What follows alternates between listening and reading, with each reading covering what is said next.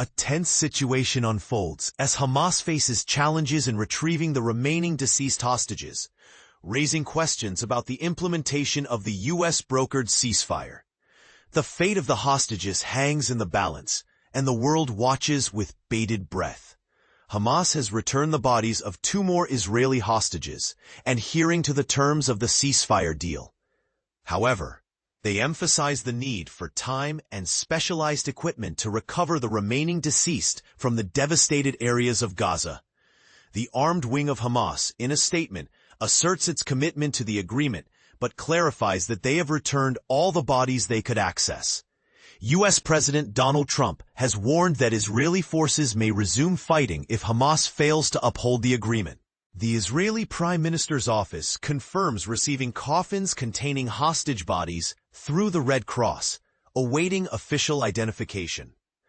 The Israeli Defense Forces, IDF, urge the public to await official confirmation, emphasizing sensitivity towards the families of the deceased. Senior U.S. advisors, providing an update on the 20-point peace plan, state that the U.S. government does not currently believe Hamas has breached the agreement by not retrieving all remains. They argue that Hamas has acted in good faith by returning the living hostages and is actively working with various parties to locate and return the remaining bodies. If the 2 bodies returned on Wednesday night are confirmed to be hostages, it means 19 are still unaccounted for in Gaza. Hamas is obligated to return all 28 dead hostages as part of the first phase of the Gaza peace plan. However, Hamas's armed wing emphasizes the complexity of the task, stating that specialized equipment and significant efforts are required to locate and retrieve the remaining bodies. But here's where it gets controversial. Israel has declared that it will not compromise on hostage returns, stating that the mission is not complete. Israel's defense minister has instructed the IDF to prepare a comprehensive plan to defeat Hamas in Gaza if the war resumes. After meeting with senior generals, Israel Katz emphasized the need for military preparedness if Hamas fails to implement the peace plan. The latest repatriations followed an incident where Israel claimed that one of the 4 bodies returned by Hamas on Tuesday was not one of the missing hostages. The identities of the other 3 deceased have been confirmed as Tamir Nimrodi, Eitan Levy, and Uriel Baruch. And this is the part most people miss. UN humanitarian chief Tom Fletcher has urged Israel to immediately open all crossings into Gaza for humanitarian aid, as stipulated in the ceasefire plan. Fletcher, in a post on X, emphasized the need for Hamas to make strenuous efforts to return all hostage bodies. He also highlighted the importance of allowing a massive surge of humanitarian aid, stating that withholding aid from civilians is not a bargaining chip. The U.S.-brokered ceasefire agreement appears to acknowledge the challenges Hamas and other Palestinian factions face in locating all hostage remains before the initial deadline.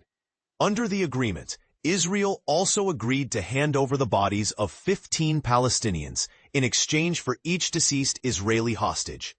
Israel has returned the bodies of an additional 45 Palestinians, bringing the total number of bodies released by Israel to 90. In Gaza, residents express growing concerns about the durability of the ceasefire.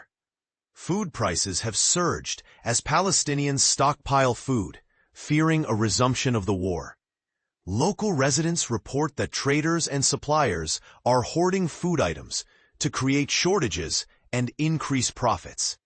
Nevin El-Mughrabi, a displaced resident from Gaza, shares her fears. Every time we start to feel safe, new threats appear, and we fear the war will start all over again. The situation remains delicate, and the world awaits the next steps. U.S. advisors have stated their intention to work with Israel to create safe spaces behind the yellow line for people to flee if they feel threatened by Hamas.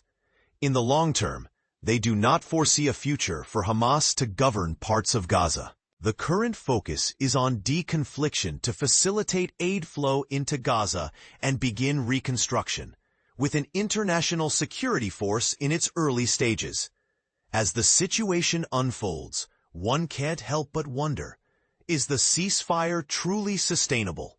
Will Hamas be able to retrieve all the hostage bodies? And what does the future hold for Gaza and its residents? These questions remain, leaving room for interpretation and sparking differing opinions. What are your thoughts on this complex and evolving situation? Feel free to share your insights and engage in a thoughtful discussion in the comments below.